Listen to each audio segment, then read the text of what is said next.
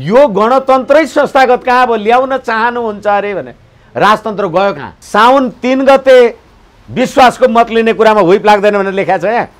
कुनै आँखा फुटेकाले हेर्छ यो फैसला? मलाई त केपीले डराए पनि डराएको आनन्द, शेरबहादुरले डराए पनि म यो गणतन्त्र डरेको आनन्द। तपाईले सडकमा एउटा कुकुरलाई कुट्नुभयो र त्यसको घर चाहिँ यसो नजिकै रहेछ भने त्यसले तपाईँलाई फर्केर टोक्न सकेन भने बारदालीमा गएर भोग्नु त भोग्छ नि त। तपाईँको 12 बुँदे समझदारीमा सङ्घीय लोकतान्त्रिक गणतन्त्र, सङ्घीयको गणतन्त्रको गर लोकतन्त्रको ल छ।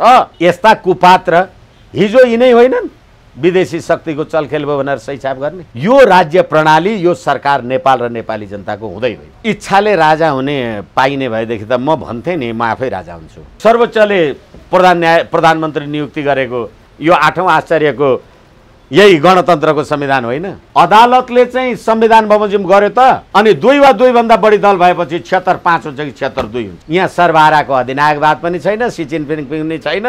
त्यसैले गर्दा संवैधानिक राज संस्था, हिन्दू राष्ट्र र हिजो मनमोहन अधिकारीले राजासँग शपथ ग्रहण गरेकै हो। विश्वासको मत प्राप्त गर्दाखेरि फ्लोर क्रस गर्यो भने कारबाही नगर्नु भनेर कहाँ लेखा छ? तपाईँ कहाँ हुनुहुन्छ? तपाईँहरू सर्वोच्चको फैसला छ, निकाले भने मानानी लाग्छ भने कहिले? 2078 असार 29 गते 5 बजी भित्र बुढी गण्डकीमा शेरबहादुर देउवा, पुष्पकमल र केपी शर्मा ओलीले 9 अर्ब भ्रष्टाचार गरेका छन्, झुन्डिन तयार छु भने अहिले त्यो शेरबहादुर देउवाको खुट्टा ढोग्न जानेको? तपाईँ त गणतन्त्रको सरकार, गणतन्त्रको प्रधानमन्त्री।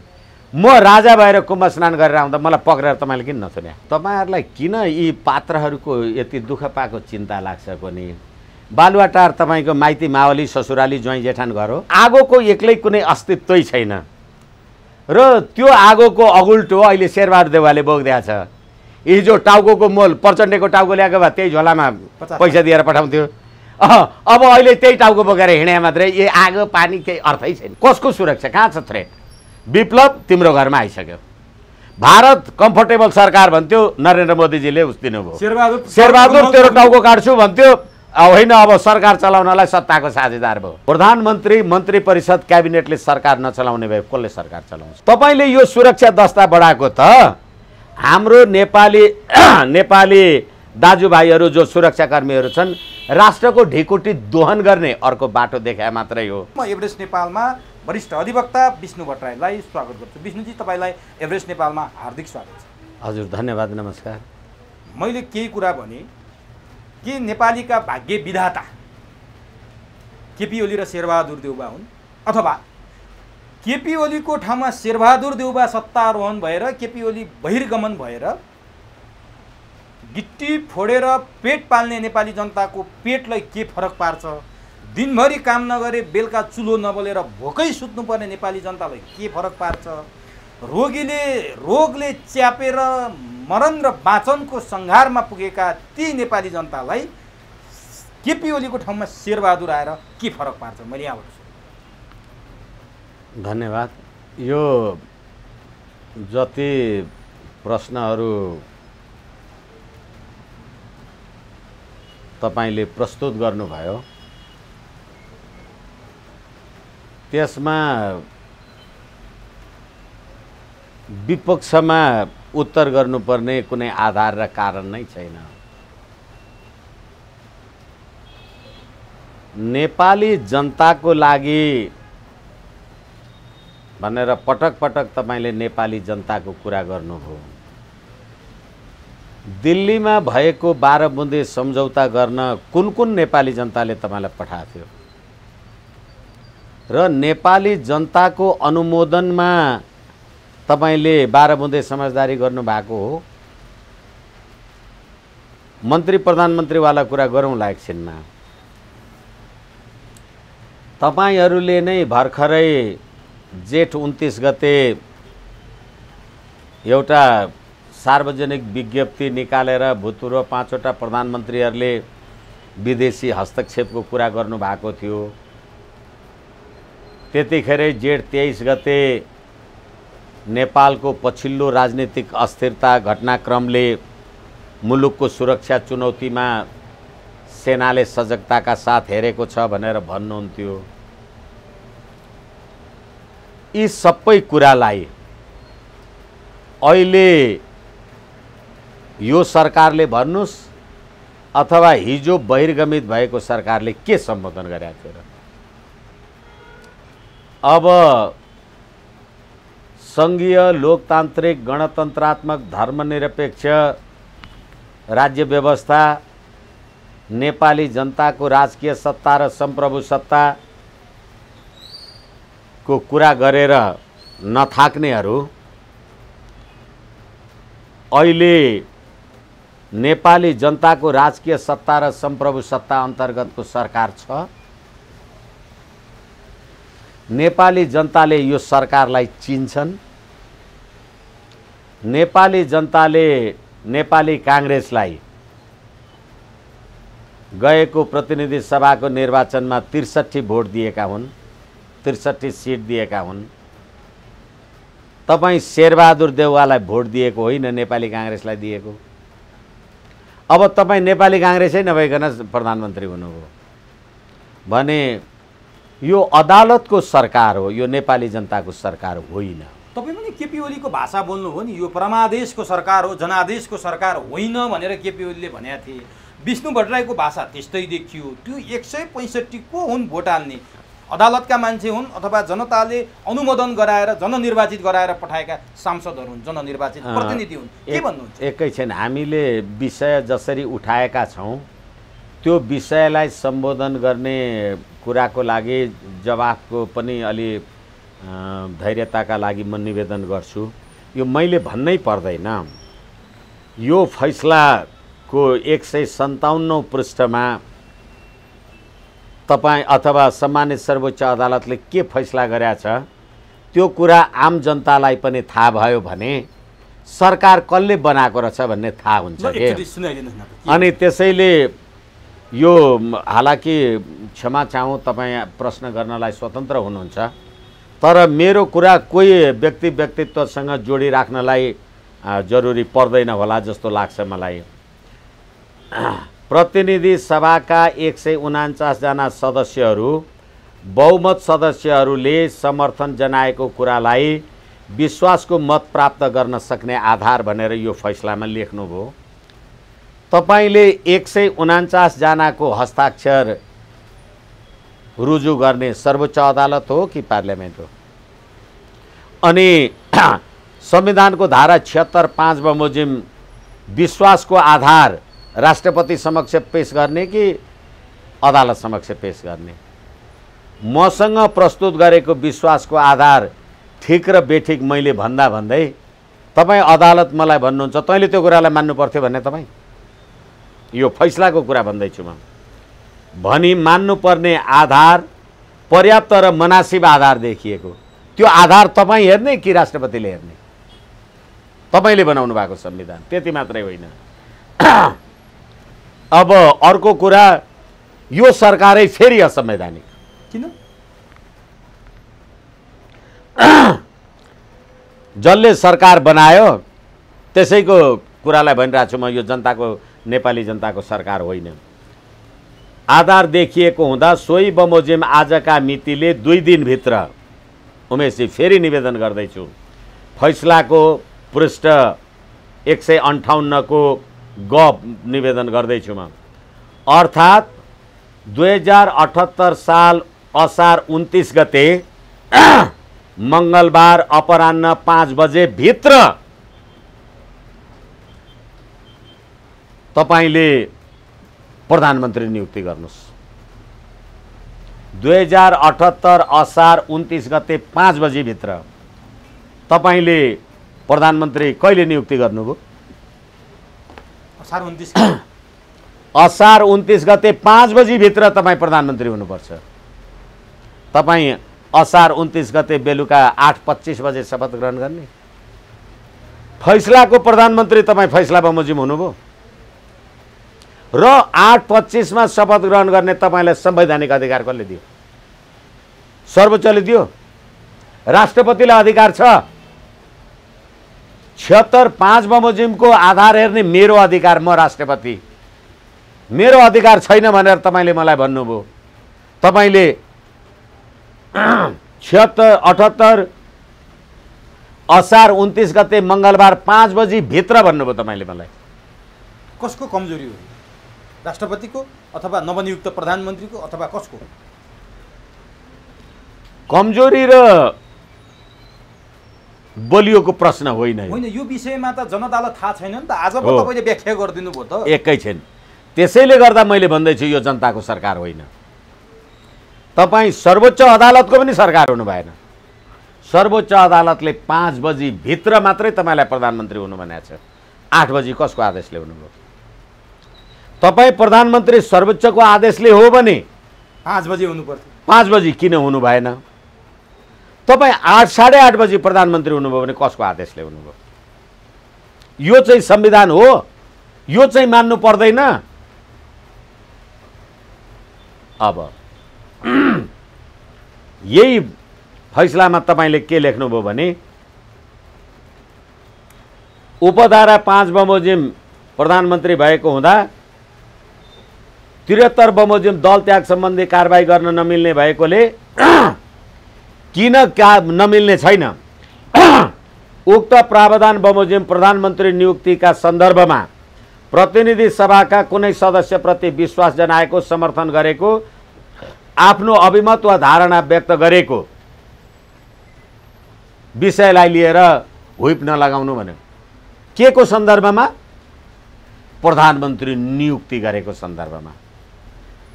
तपाईले यसलाई कहाँ प्रयोग गर्नुभयो? संसदमा।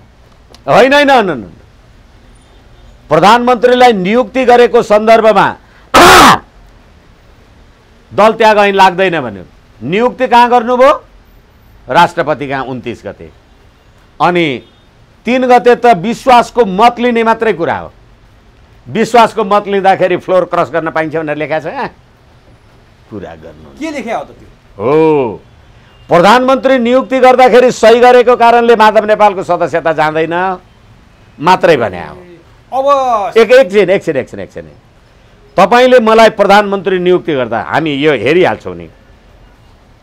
दल सम्बन्धी ऐन 2073 बमोजिम दल त्याग सम्बन्धी कारबाही गर्न नमिल्ने भएकोले उक्त प्रावधान बमोजिम प्रधानमन्त्री पदमा नियुक्तिका सन्दर्भमा, प्रधानमन्त्री पदमा नियुक्ति विश्वासको मत होइन।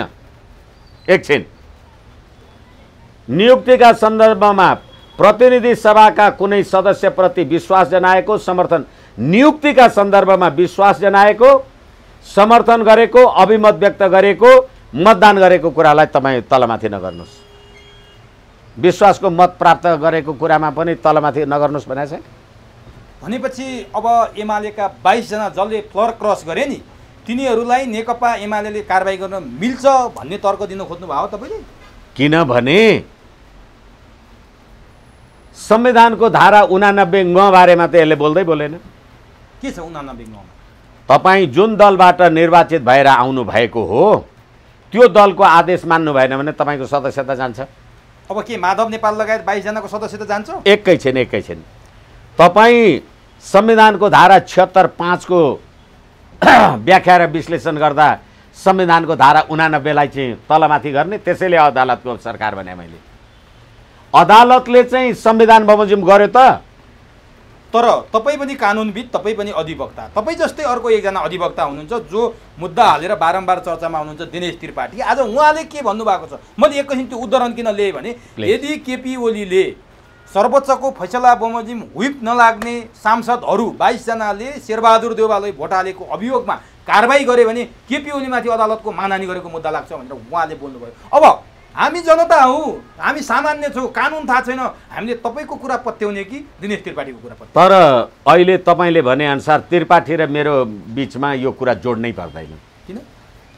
प्रधानमन्त्री केपी शर्मा ओलीले समर्थन गरेको कुरालाई लिएर 22 जना सदस्यहरूलाई निकाल्न मिल्दैन भनेर सर्वोच्चको फैसला छ, निकाले भने मानहानि लाग्छ भने कहिले?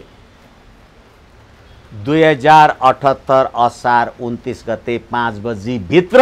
अब विश्वासको मत हालेको आधारमा कारबाही गरे हो, त्यही अहिले पनि तपाईँले जुन दिनेश त्रिपाठी यो कोही एउटा विद्वानको नाम लिनुभयो, उहाँले भने, तपाईँले मलाई भनेअनुसार प्रधानमन्त्री नियुक्तिका लागि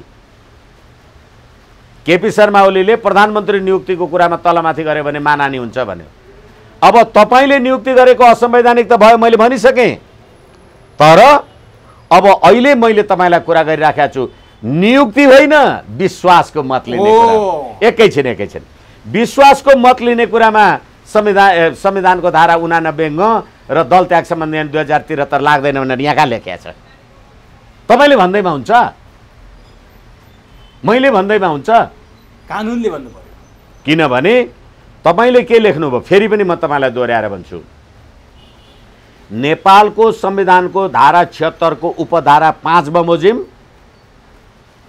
प्रधानमन्त्री नियुक्त गर्ने प्रयोजनका लागि, 5 बमोजिम नियुक्ति गर्ने प्रयोजनका लागि माधव नेपालजीले सही गर्नुभयो। ओके, प्रयोजनका लागि विश्वास जनाएको माधव नेपालजीले विश्वास जनाउनु भयो, समर्थन गरेको समर्थन गर्नुभयो, म शेरबहादुरलाई गर्छु भनेपछि कारणबाट राजनीतिक दल सम्बन्धी ऐन 2073 बमोजिम कारबाही नगर्नु प्रधानमन्त्री नियुक्ति गर्ने प्रयोजनका लागि, विश्वासको मत दिनका लागि होइन। अब संविधानको धारा 100 को उपधारा 4, 5 बमोजिम, संविधानको धारा 76 को उपधारा 6 बमोजिम विश्वासको मत प्राप्त गर्दाखेरि फ्लोर क्रस गरे भने कारबाही नगर्नु भनेर कहाँ लेखेको छ? तपाईँ कहाँ हुनुहुन्छ? तपाईँहरू भन्दैमा हुन्छ भनेपछि नि अब उनीहरूलाई कारबाही हुन्छ 22 जनालाई।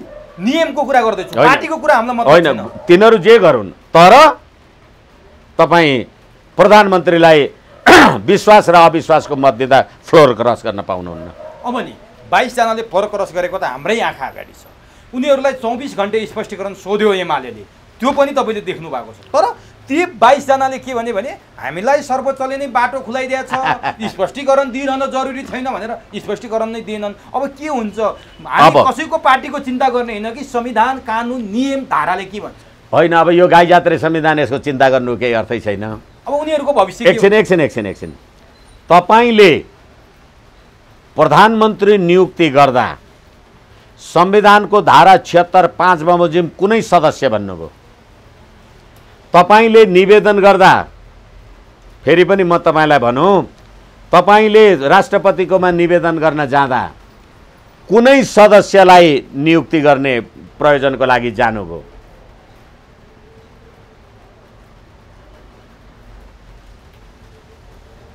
र तपाईँले शेरबहादुर देउवालाई प्रधानमन्त्रीमा नियुक्ति गर्दा नेपाली काङ्ग्रेसका संसदीय दलका सदस्य भनेर नियुक्ति गर्नुभयो। भयो यो फैसला? कहाँ हुनुहुन्छ तपाईँहरू? एकछिन, प्रधानमन्त्री नियुक्ति गर्ने प्रयोजनका लागि कहीँ सही गरेको छ भनेपछि प्रधानमन्त्री नियुक्तिको प्रयोजन त 2078 असार 29 गते टुङ्गियो नि। साउन 3 गते विश्वासको मत लिने कुरामा हुइप लाग्दैन भनेर लेखेको छ यहाँ। भनेपछि कुनै आँखा फुटेकाले हेर्छ यो फैसला? भनेपछि यिनीहरू कारबाहीको भागीदार हुन्छन्। यिनीहरू मात्रै होइन, सबै हुन्छन्।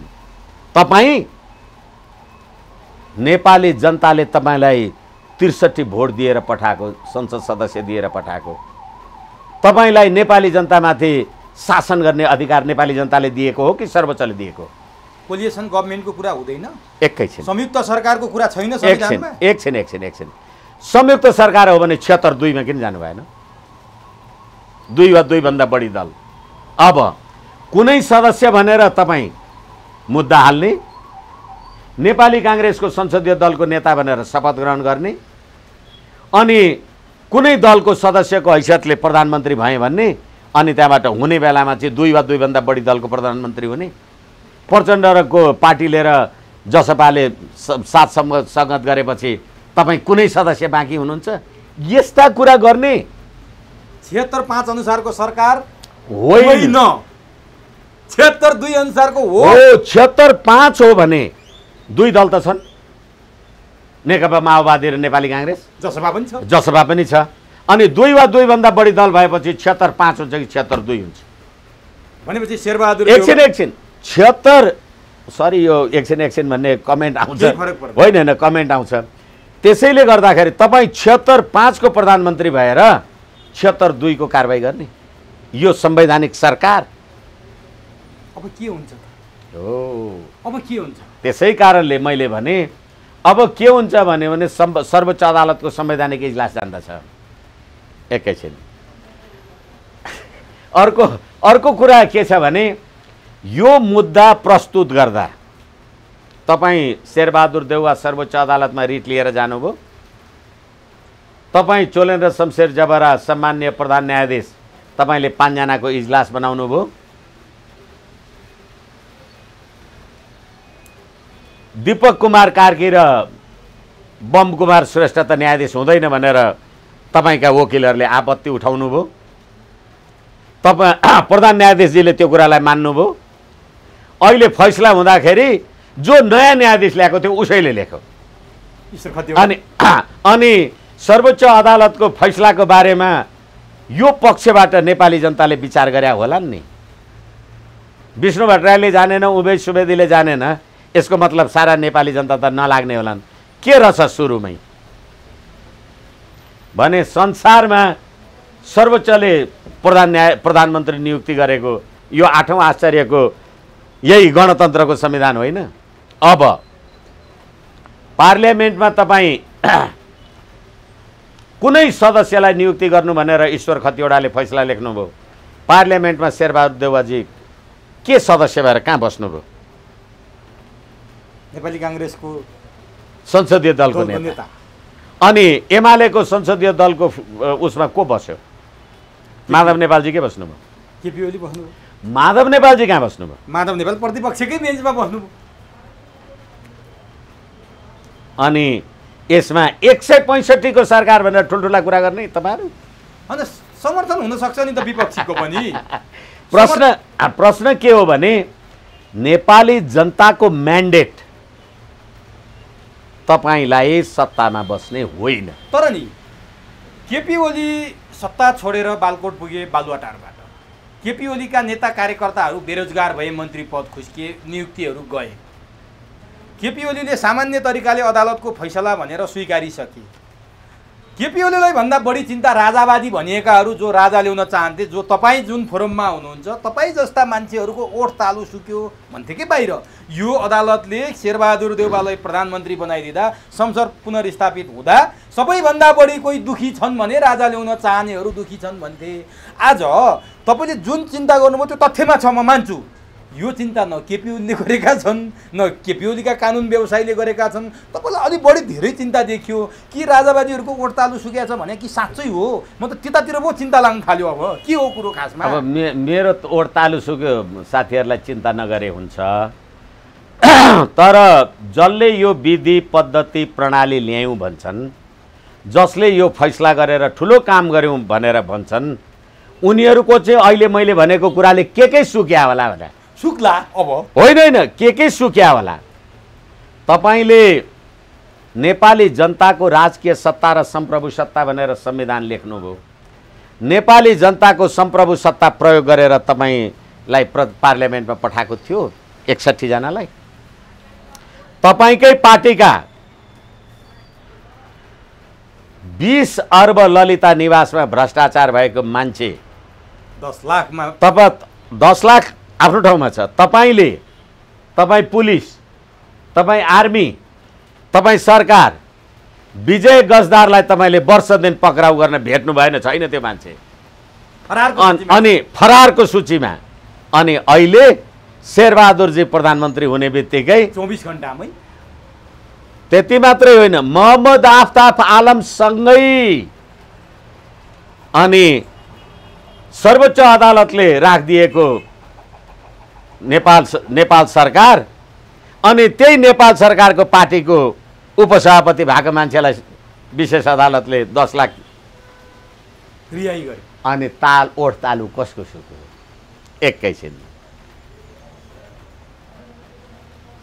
मलाई लाग्छ नेपालको राजनीतिक इतिहासमा सत्तामा बसेर सबैभन्दा बढी बदनाम कमाउने बदनाम पात्रलाई तपाईले 159, 169, 149 भनेर प्रधानमन्त्री तोक्ने तपाईँ नेपाली जनताले तोक्नु पर्यो। अनि त्यो नेपाली जनताको राजकीय सत्ता र सम्प्रभु सत्तामा जानका लागि जनतालाई बाटो छेक्ने अनि पार्लियामेन्ट र सर्वोच्च अदालत तल र माथि कुदेर राज्य सत्ता चलाउने यही होइन र तपाईको अदालतले 5 बजी भित्र मात्रै तपाईँ प्रधानमन्त्री हुन सक्नुहुन्छ।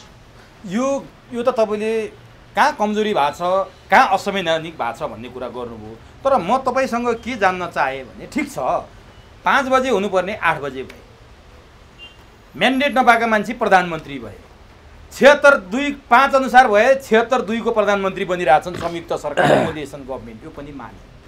तर परमादेश र जनादेशमा मेरो कहाँनिर चित्त बुझिरहेको छैन भने ती 165 जना न्यायाधीश त होइनन्, ती 165 जना प्रधान न्यायाधीश त होइनन्, ती त जनताले पठाएका जनप्रतिनिधि होलान् नि। उनैले होइन शेरबहादुर देउवालाई विश्वासको मत दिएको, उनैले होइन 149 जना शेरबहादुरलाई प्रधानमन्त्री बनाउनुपर्छ भनेर सशरीर उपस्थित भएको। एकैछिन, तपाईँ निर्वाचनमा के भनेर जानुभएको थियो? तपाईँले सम्प्रभु सम्पन्न नेपाली जनतालाई भन्नुभयो म मदन भण्डारीको जब मार्क्स लेनिन स्टालिनको माओवादको कोनिके राज्य सत्ता ल्याउँछु भनेर गएको होइन, अनि म प्रजातन्त्रको कोनिके जनताको अभिमत अथवा आदि इत्यादिलाई संरक्षण गर्छु, कम्युनिस्टले चुनाव जित्यो भने त रुन पनि पाइँदैन भनेर गएको तपाईँ शेरबहादुर देउवा होइन, अनि जनताको म्यान्डेट तपाईँ पार्लियामेन्टमा आएर बलात्कार गर्ने? तपाईलाई के नैतिक कानुनी राजनीतिक के अधिकार छ? तपाईँले एउटा उदाहरण दिउँ म, नेपोलियन बोनापार्ट कसरी सत्तामा आथे, सत्ताविहीन भयो, कुर्सी फालियो, सत्ताको कुर्सी फालियो, सरकारविहीन भइसकेपछि त्यो कुर्सी ल्याएर उनी सरकार प्रमुख बने, आफैले सम्राट घोषणा गरे होइन। के केपी ओलीलाई अदालतले फालिसकेपछि नेपाल सरकारविहीन भएर बस्न सक्थ्यो? अब सरकार प्रधानमन्त्रीको कुर्सी सरकारविहीन भएर बस्न सक्थ्यो? अविच्छिन्न सरकारको आवश्यकता पर्दैन थियो? यो कुरा मलाई लाग्छ, क्षमा चाहौँ, यो उदाहरण मिल्यो जस्तो लाग्दैन मलाई। हामी कुरा गरिराखेका छौँ अथवा म तपाईँसँग निवेदन गरिराखेको छु। होइन, अब केपी ओलीलाई सर्वोच्चले फालिसक्यो आदेशले। मैले त्यसैले फन्डामेन्टल कुरै तपाईँ र मेरो कुरा मिलिरहेको छैन। सर्वोच्च अदालतले प्रधानमन्त्री नियुक्ति गर्ने र नगर्ने होइन, एक। र तपाईँले भने जस्तो अहिले एकछिनलाई मान्नुहोस्, यो नैतिक अनैतिक कुन कुन दलबाट चुनाव लड्यो छोड्दिनु, तपाईँले 149, 125, 178, 185 सदस्यहरू विश्वासको मत लिँदा तपाईँले हेर्नुभयो होला नि त। अर्जुन लामाका हत्याराहरूले मेरो देब्रेबाट जाऊ, मेरो दाहिनेबाट जाऊ भनेर शाहमुखले भनेको। विश्वासको प्रस्ताव लिँदा चाहिँ मान्य सदस्यहरूको उपस्थितिको काउन्ट सैछाप संसदले गर्ने, सर्वोच्च अदालतले त्यो गर्ने अधिकार कहाँबाट पायो? गर्यो त्यो भएको थियो होइन। तपाईँले भने जस्तो, सर्वोच्च अदालतले भने जस्तो 146, 149 को प्रचण्ड बहुमत त शेरबहादुरलाई थिँदै थियो नि भने संसदमा किन त्यो नाटक गरे त? छ कि छैन भनेर किन देखाउनु पर्यो? रहेछ कि रहेन रहेछ हेर्नु परेन? हेर्ने बित्तिकै प्रधानमन्त्री नियुक्ति गर्दा पो तपाईँलाई हुइप लाग्दैन भने, विश्वासको मत लिँदा हुइप लाग्दैन भने? अब यो कसैले कुरा उठायो अथवा अदालतमा मुद्दा पर्यो, पुनरावलोकनको मुद्दा पर्यो भने के हुन्छ यो विषयमा? संवैधानिक इजलासबाट भएको कुरामा पुनरावलोकन हुँदैन। तर तपाईले कागजमा लेख्दैमा नेपाली जनताले त्यसलाई सधैँ शिरोधार्य गर्नुपर्छ भन्ने भ्रम पाल्नुभयो भने चाहिँ 2047 को संविधान पनि कागजमै लेखेको थियो, कहाँ पुग्यो? यसरी हामीले बुझ्नुपर्छ। र अहिले विश्वासको मत लिनलाई 149 जनाको प्रचण्ड बहुमत छ भनेर मान्य न्यायाधीशज्यू, अब त्यसलाई विश्वासको मत किन लिन जानु पर्यो? छँदैछ त, तपाईँले भन्नु भएन? तर के चाहे विश्वासको मत? नियुक्त भएको 1 महिनाभित्र विश्वासको मत लिनुपर्छ भन्ने होला नि त। फेरि जसरी भयो नि नियुक्त त भयो नि। होइन, यो कुरा बुझ्नलाई गाह्रो भयो, एकअर्कामा कुरा बुझाबुझ गर्नलाई गाह्रो भयो भन्ने कुरा म तपाईँलाई फेरि निवेदन गरौँ। प्रतिनिधि सभाका 149 जना सदस्यहरू भन्दै ब्र्याकेटमा बहुमतले समर्थन गरेको जनाएको कुरालाई विश्वासको मत प्राप्त गर्न सक्ने आधार प्रस्तुत, विश्वासको मत त पाइहालेछन्, त्यहाँ किन राखे?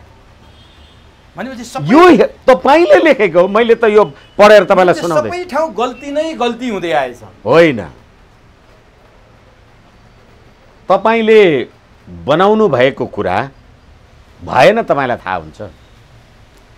त्यसैले हामी कुरा गर्दा धेरैचोटि भनेका छौँ, गाडीमा तपाईँ बस्नुभयो भने मोटरलाई कहाँ जानुपर्छ थाहा हुँदैन नि, ड्राइभरलाई थाहा हुन्छ, ड्राइभरलाई पनि थाहा हुँदैन, मालिकलाई थाहा हुन्छ, मालिकलाई पनि थाहा हुँदैन।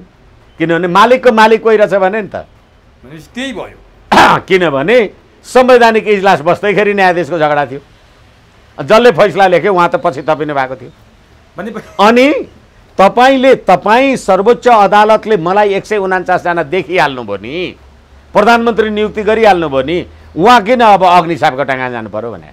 ल ठिक छ, अब यसरी बनेका प्रधानमन्त्री शेरबहादुर देउवा, अघि तपाईँले भनिहाल्नुभयो विकृति र विसङ्गतिको त पहाडै थियो शेरबहादुर। प्रतिमूर्ति 4 पटक प्रधानमन्त्री हुँदा 52 सालदेखि 74 सालसम्मको कुरा गर्ने हो भने संसद खरिद बिक्रीदेखि लिएर पजेरो काण्ड, सुरा सुन्दरी काण्ड, त्यसपछि सङ्कटकाल लाउने, टाउकाका मूल्य तोक्ने, तोकी माग्ने पनि सँगै छन्। संसद डेमोक्रेसी किस्तीमा राखेर राजालाई बुझाउने, प्रधान न्यायाधीशमाथि महाअभियोग लाउन खोज्ने, असक्षमको बिल्ला भिरेका के कति कति यो भरिन्छ। यस्तो बोकेर यस्तो कुराले विकृति र विसङ्गतिको प्रतिमूर्ति बनेका शेरबहादुरबाट एउटा अराजक केपी ओलीले फालेपछि अर्को आशाहीन शेरबहादुरबाट हामीले नेपाली जनताले आशा गर्नुपर्ने ठाउँ चाहिँ कहाँ छ? अनि अहिले तपाईँ र म जे कुरा गरिराखेका छौँ, यति कुरा चाहिँ सर्वोच्च अदालतका सामान्य न्यायाधीशहरूलाई थाहा भएको के हुन्थ्यो नि? अथवा उहाँहरूले थाहा नभएको त होइन, स्मरण गरे भए के हुन्थ्यो नि? अहिले जे कुरा भनिराखिएको छ यो कुनै आरोप, आक्षेप, रिस, ईर्ष्या, पूर्वाग्रह, द्वेष होइन। अब तपाईँ हेर्नुहोस्, 29 गते तपाईँ शपथ ग्रहण गर्नुभयो अथवा त्यो असंवैधानिक छँदैछ, यो मेरो निरन्तर यो दाबी रहन्छ नेपाली जनतालाई अपिल गर्ने कुरामा। 78-3-30 गते माओवादीका प्रचण्डले के भन्नुभयो? सरकार चलाउने उच्च संयन्त्रको कुरा गर्नुभयो। हिजो केपी शर्मा ओलीसँग सँगै हुँदा पनि यही कुरा गर्नु, केपी शर्मा ओली र प्रचण्डले दुईटा प्रधानमन्त्री हुने भए त्यही गर्थ्यौँ हामी। अहिले त यो जेट उडाउनेको नि के अब ती नाटकहरू फेरि नदोहोर्याउँ। अहिले सरकार बनिसकेका छैन, अब तपाईँलाई सरकार चलाउनलाई संयन्त्र चाहियो। प्रधानमन्त्री, मन्त्री परिषद, क्याबिनेटले सरकार नचलाउने भए कसले सरकार चलाउँछ? अनि अब अहिले तपाईँलाई उच्च स्तरीय संयन्त्र चाहियो, तपाईँ पनि प्रधानमन्त्री हुने हो। यस कारणले गर्दाखेरि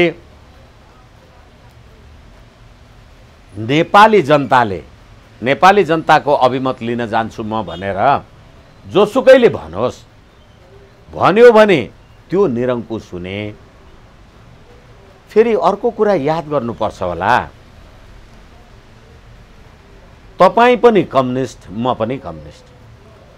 तपाईँ र म सर्वहाराको अधिनायकवादमा विश्वास गर्ने, हामीले संसदीय प्रजातन्त्रको चुनाव लडेर आयौँ बा। अनि संसदीय प्रजातन्त्रको चुनाव लडेर आउँदा सी जिनपिङ विचारधाराद्वारा हामी त चीन जस्तो बनाउँछौँ मुलुकलाई भनेर हामीले प्रतिबद्धता जाहेर गर्यौँ।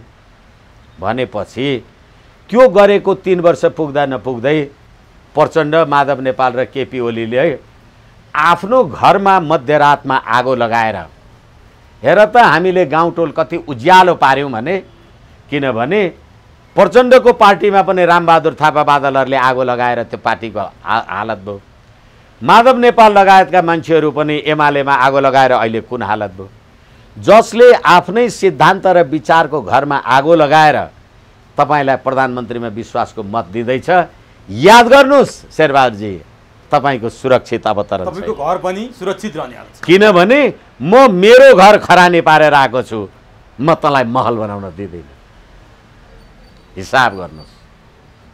र यति अनैतिक जुन पार्टीबाट आए त्यो पार्टीको नियम, कानुन, अनुशासन सम्पूर्ण कुरा केही नलाग्ने, संविधान नलाग्ने, कानुन नलाग्ने, त्यो अराजकताबाट आएर अनि संविधानको संरक्षण गर्नुभएको छ। अब नि यो विषयमा तपाईले भनेको तर्कसँग उनीहरू कहाँनिर सहमति हुँदैनन् भने केपी ओली 62-63 को आन्दोलनले प्राप्त परिवर्तन भत्काउन चाहन्थे। त्यो तपाईँ जहाँ आस्था राख्नुहुन्छ, जुन विचारको प्रतिनिधित्व गर्नुहुन्छ, त्यो विचार र त्यो आस्थालाई सहयोग गर्थ्यो केपी ओलीको क्रियाकलापको। उनी भारतका प्रधानमन्त्री नरेन्द्र मोदीको डिजाइनमा, प्रष्ट चित्रबहादुर केसीले मसँग भनेको कुरा, भारतका प्रधानमन्त्री नरेन्द्र मोदीको डिजाइनमा केपी ओली यो मुलुकमा राष्ट्र संस्था र हिन्दू राष्ट्र कायम गर्न चाहन्थे। बाबुराम भट्टराईले देखेको अनिष्टताको सङ्केत यही थियो। 5 पूर्व प्रधानमन्त्रीले विदेशी हस्तक्षेप भनेको यही थियो। त्यसकारण पार्टी केपी ओली सिद्धान्त विधि पद्धति भन्दा हामीले ल्याएको परिवर्तन ठुलो कुरा हो। त्यो जोगाउन बरु दक्षिणपन्थी शक्ति भनेको काङ्ग्रेसलाई प्रधानमन्त्री स्वीकार्न तयार छौ, तर परिवर्तन फाल्ने केपी ओलीलाई स्वीकार्न तयार छैनौ भनेर गरेको भन्छन् उनीहरू। तपाईँले आफ्नो घरमा आगो झोसेको भन्नुहुन्छ, खासमा के हो? अब जुन पात्रको नाउँ तपाईँले लिनुभयो, यो संविधान अन्तर्गत उप प्रधानमन्त्री भएर बसेका मान्छे उपेन्द्र यादव, राजेन्द्र महतोहरूले यो संविधान डढाउँदा उहाँ कहाँ हुनुहुन्थ्यो? सङ्घीयताको त उहाँ कुनै शर्तमा पक्षधर मान्छे होइन। अनि यो सम्पूर्ण उपलब्धिलाई डढाउन खोज्यो केपी शर्मा ओलीले। मलाई त केपीले डढाए पनि डढाएको आनन्द, शेरबहादुरले डढाए पनि म यो गणतन्त्र डढेको आनन्द। तर दिल्लीमा 12 बुँदे समझदारी गर्दा तपाईँको असहमति थियो। अनि हिजो तपाईँलाई मन पर्दा 12 बुँदे समझदारी भयो, अनि चाहिँ अर्काको इसारामा तपाईँलाई मनपर्ने कुरा गर्दाखेरि चाहिँ त्यतिखेर चाहिँ के नि? मैले तपाईँलाई भनेको छु, त्यतिखेरका अमेरिकी राजदूत, नेपालका लागि अमेरिकी राजदूत जेम्स एफ मोरियार्टीले माओवादीहरूको, साम्यवादीहरूको, कम्युनिस्टहरूको यो उग्रतालाई राजाले समयमा सम्बोधन गरेनन् भने देशले अकल्पनीय दुःख पाउँछ भनेका छन्। It is in record. अनि अहिले मात्रै चित्रबहादुर केसीजी लगायतका प्राणीहरूलाई यो उहाँले ल्याउनु भएको उपलब्धि हामीले कुरा गरिसकेका छौँ। रामशरण श्यामशरणले 29 मेमा इन्डियन एक्सप्रेसमा भनेका छन्, काठमाडौँलाई लाग्छ नेपालमा राजतन्त्र मातहत हिन्दू राष्ट्र फर्काउन ओलीले भारतलाई साथ दिएका छन्, वचन दिएका छन्। सङ्घीय लोकतान्त्रिक गणतन्त्र ल्याउनका लागि तपाईँको 12 बुँदे समझदारीमा सङ्घीय लोकतान्त्रिक गणतन्त्र, सङ्घीयको गणतन्त्रको गर लोकतन्त्रको ल छ चित्रबहादुर केसीजी, तपाईँले सही गरेको कागजमा। अनि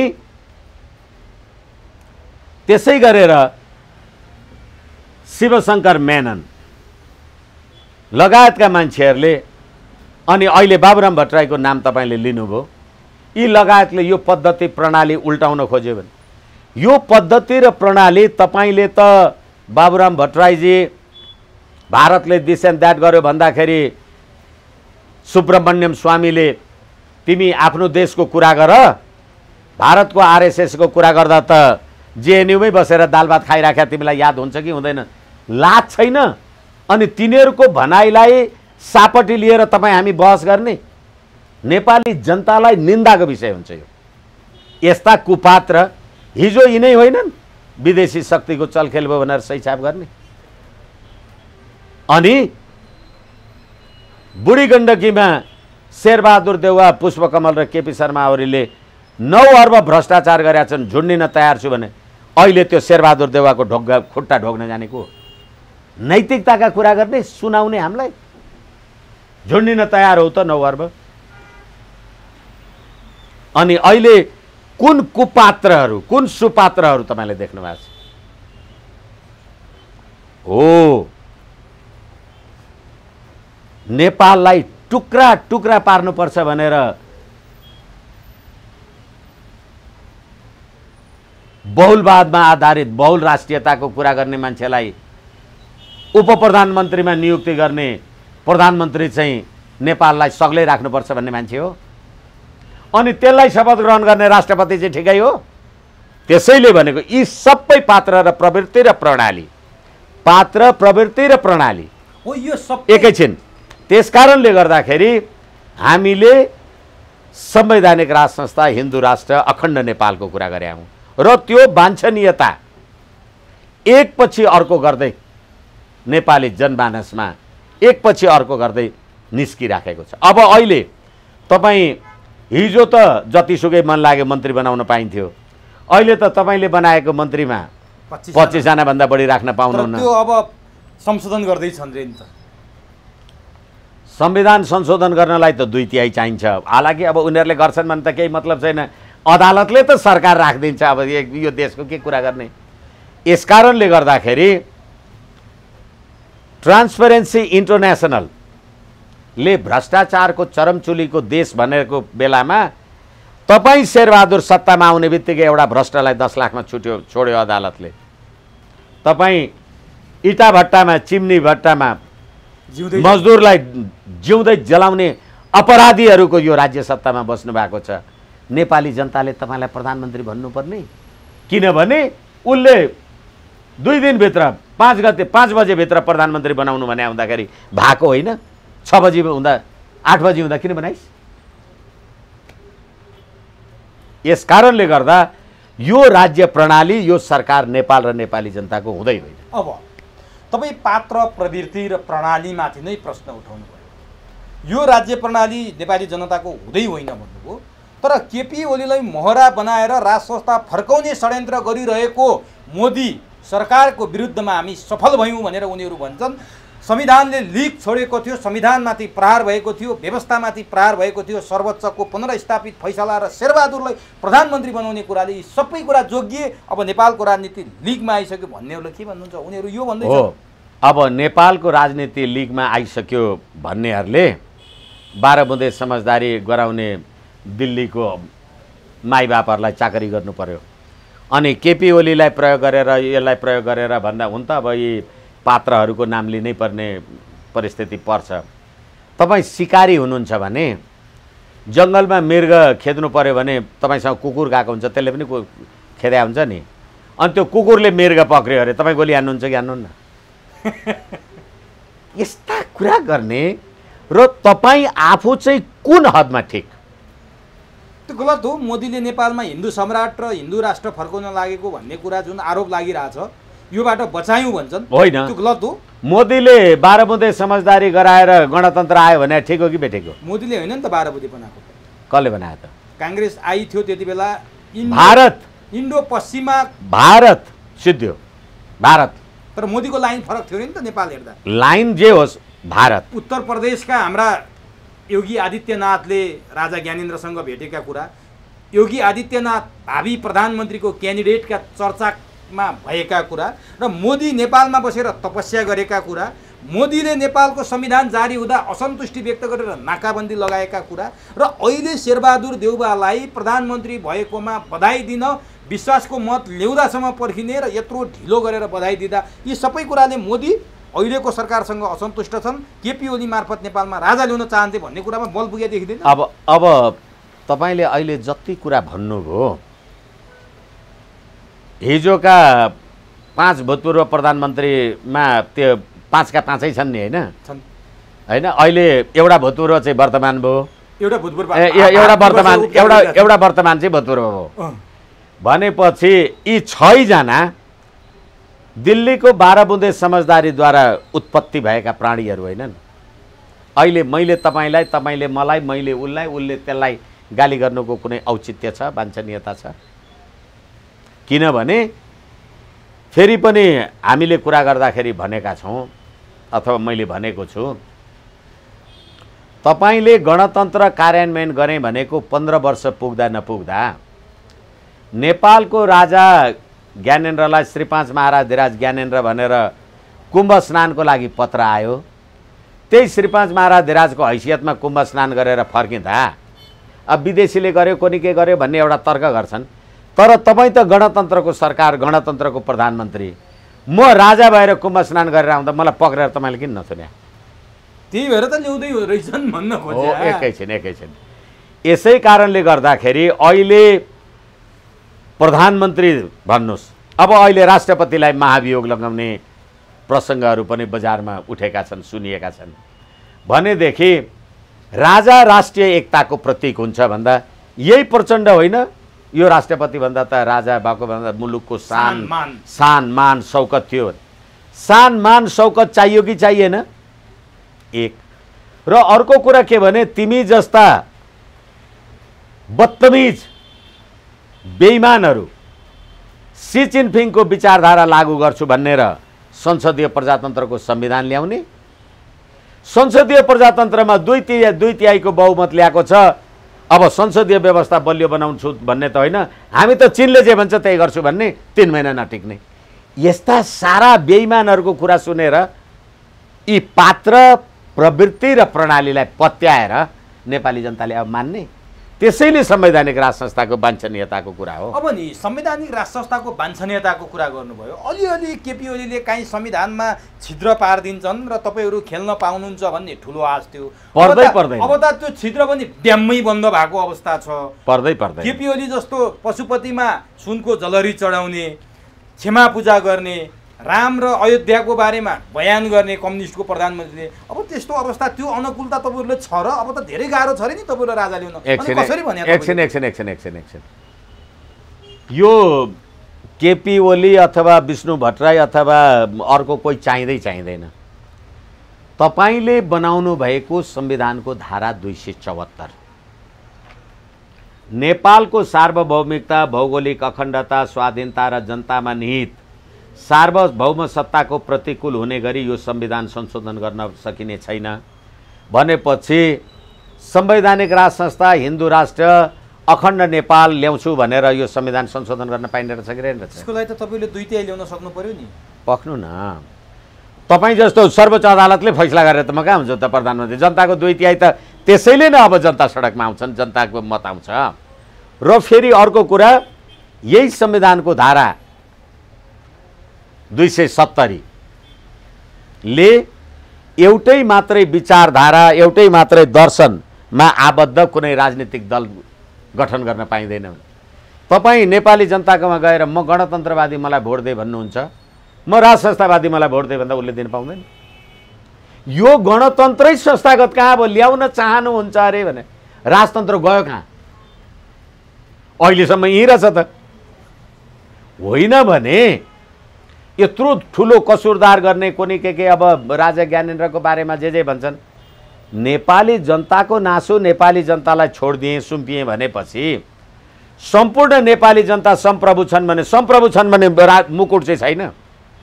हरेक नेपाली जनता सम्प्रभु छन्। त्यो सम्प्रभुताको प्रतिनिधि पो राजालाई भन्थे होला, तर अहिले त सर्वोच्च अदालतका प्रतिनिधि हुने भए, नेपाली जनताले भोट हाल्नै परेन, प्रधानमन्त्री हुने भए। अब ठिक छ, त्यसो गरेर अति माताफाची गरेर प्रधानमन्त्री पाइयो, परमादेशबाटै पाइयो, आदेशबाटै पाइयो, जनादेशबाट पाइएन। यी प्रधानमन्त्रीलाई हाम्रा छिमेकी प्रधानमन्त्री नरेन्द्र मोदीले बधाई चाहिँ दिन किन ढिलो गरेर रहेछन्? विश्वासको मत पाएपछि मात्रै त्यसले किन रहेछ? चिनिया राष्ट्रपतिले पनि बधाई दिएको देखिएन। यो खास कारण चाहिँ के रहेछ? एउटा सानो उदाहरण तपाईँलाई भनौँ। एउटा केटी मान्छे अफिसमा काम गर्ने, अलि जवान केटी मान्छे अफिसमा ढिलो आइपुग्नु भएछ अनि अफिसको हाकिमले गाली गरेछ, तपाईँ 10:30-11 बज्ला यतिखेर हो अफिस आउने भने? होइन सर, बाटोमा आउँदै गर्दा एउटा केटाले पिछा गर्यो अनि ढिलो भयो भने। त केटाले पिछा गर्यो भने त झन् दौडेर आउनुपर्ने होइन भने? होइन सर, साह्रै ढिलो पिछा गर्यो भन्थे अरे कि। त्यही हो यो अहिलेको बधाई, यसरी लिए भने पुग्छ।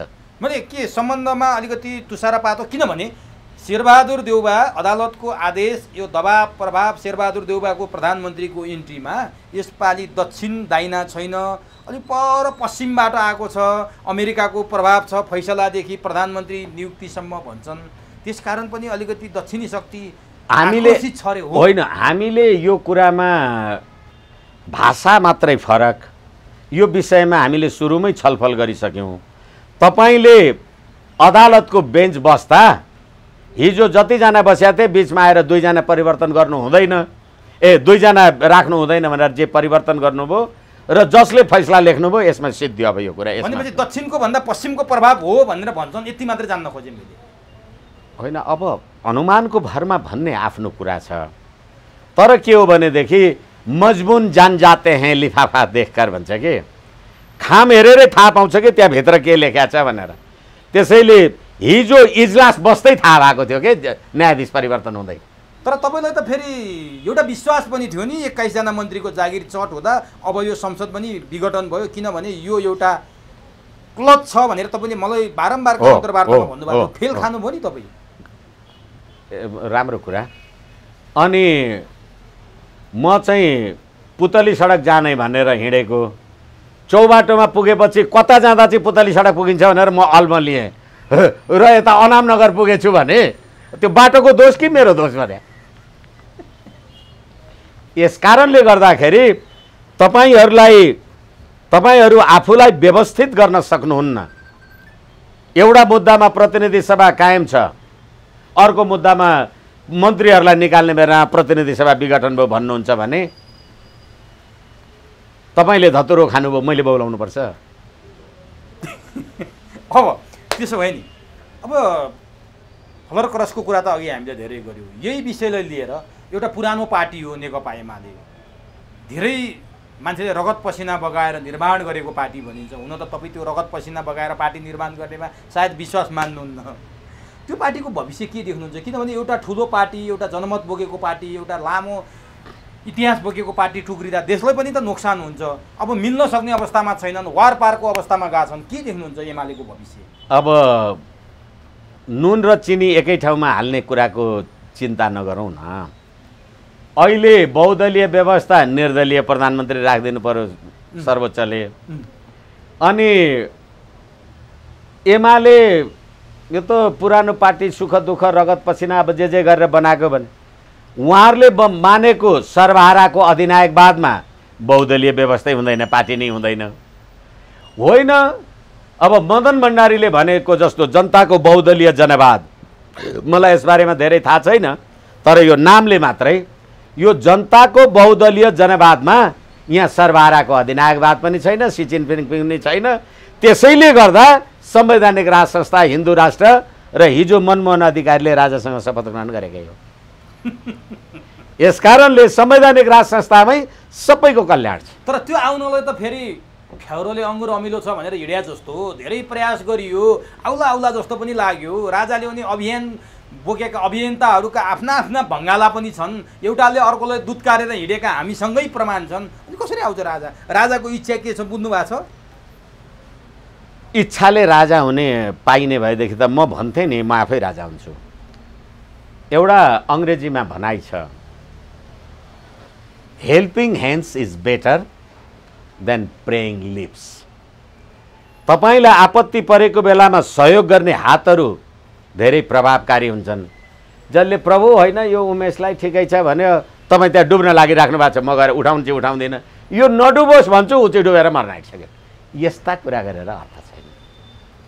यसैले तपाईँको helping hand, keep it up to working, गरिरहनुहोस्। ल ठिक छ। अब एउटा कुरा है, म अन्तिमतिर छु, अलिकति केही महत्त्वपूर्ण कुरा बाँकी छन्। माधव नेपालको भूमिकाले नै संसद पुनर्स्थापनामा सहयोग गर्यो। शेरबहादुर देउवा प्रधानमन्त्री हुन किङ मेकर चाहिँ माधव नेपाल हुन् भनेर चर्चा पर्यो। एउटा स्कुल अफ थटले त्यो भन्छ। किनभने यदि माधव नेपालको समूह सशरीर सर्वोच्चमा उपस्थित नभइदिएको भए संसद पुनर्स्थापना हुन्थेन, शेरबहादुरको नाम आउँथेन, त्यो एउटा बहसको विषय छ। यही कारण केपी ओली बालुवाटार छोडेर बालकोटको बारदलीमा गएर बरबर हुनुपर्ने अवस्था पनि आयो। तपाईँलाई लाग्छ एक थरीले माधव नेपाललाई किङ मेकर, नायक, संविधान जोगाउने एकमात्र नेता, राजनेता भनिरहेछन्, अर्को थरी के केपी ओलीले लाल गद्दार, कम्युनिस्टका गद्दार, राष्ट्रिय गद्दार, एमालेमा ठाउँ छैन भनिरहेछन्। तपाईँ चाहिँ माधव नेपाललाई के देखिरहनु भएको छ? यति बेला घर पनि नजिकै छ। हामी कहिलेकाहीँ भन्ने गर्छौँ सर्पले सर्पको खुट्टा देख्छ भने उनीहरू 20-22 वर्षदेखिका सहयात्री एकले अर्कालाई ठिकै भने होलान्। किनभने एक दिन एउटा सानो प्रसङ्ग, नेपालको राजासँग रसियनहरूले त्यतिखेर सोभियत सङ्घ नै हुँदाखेरि संसारबाट यो अमेरिका भन्ने शब्द यो गयो भने चाहिँ हामी खुसी हुन्थ्यौँ भनेर तपाईँको भगवान्लाई प्रणाम गरिदिनुहोस् भनेर भने अरे। अनि अमेरिकाले चाहिँ होइन यो रुस भन्ने चाहिँ समाप्त होस् भनेर तपाईँको भगवान्लाई प्रणाम गरिदिनुहोस् भने अरे। भन्दाखेरि मेरा राजाले चाहिँ यी दुइटै समाप्त हुन् भनेर प्रणाम गरे अरे कि। तपाईँले दुइटै समाप्त हुन् भन्नुहुन्छ? यस कारणले गर्दा मलाई सर्वहाराको अधिनायकवादका होली वाइन पिउनेहरू, अघि तपाईँले पश्चिमाहरूको चाहिँ धेरै प्रभाव छ भन्नुभयो भने एकनाथ ढकालको होली वाइन पिउनको लागि त प्रणेता त माधव नेपालजी नै हो नि। अनि मैले भने सर्वोच्च अदालतको संवैधानिक इजलासको गठन र पुनर्गठन। अब यसमा बढी भनिरहनुपर्छ जस्तो लाग्दैन। त्यसो भए कतिपयले केपी ओलीलाई दुःख पाइस मङ्गलले आफ्नै ढङ्गले भन्छन् के, किनभने केपी ओली त्यत्रो मत ल्याएर आएका थिए, उपेन्द्रको सपोर्ट, राष्ट्रिय जनता पार्टीको सपोर्ट, यो सबै गर्ने हो भने 2/3 भन्दा बढी थियो। त्यो घट्दै घट्दै घट्दै घट्दै आएर अस्ति 83मा झऱ्यो। आफ्नै 8 जनाले पनि शेरबहादुरलाई मत हाल्दे भने केपीको यो दुर्दशा हुनुमा केपीकै हात छ। मैले भने नि दुःख पाइस मङ्गलले आफ्नै ढङ्गले हो या अरू कुनै षड्यन्त्र छ? अब यो तपाईँहरूलाई किन यी पात्रहरूको यति दुःख पाएको चिन्ता लाग्छ कोनी? बालुवाटार तपाईँको माइती मावली ससुराली ज्वाइँ जेठान घर हो, प्रधानमन्त्री निवास हो, राजनीतिक समीकरण ध्रुवीकरण मिलुन्जेल प्रधानमन्त्री हुनुभयो होला, भएन आफ्नो घरमा जानुभयो। तर त्यसैले बालकोट र बालुवाटारलाई दाँच्नु हुँदैन एउटा कुरा। र अर्को कुरा के हो भनेदेखि तपाईँले सडकमा एउटा कुकुरलाई कुट्नुभयो र त्यसको घर चाहिँ यसो नजिकै रहेछ भने त्यसले तपाईँलाई फर्केर टोक्न सकेन भने बारदालीमा गएर भोग्नु त भोग्छ नि त।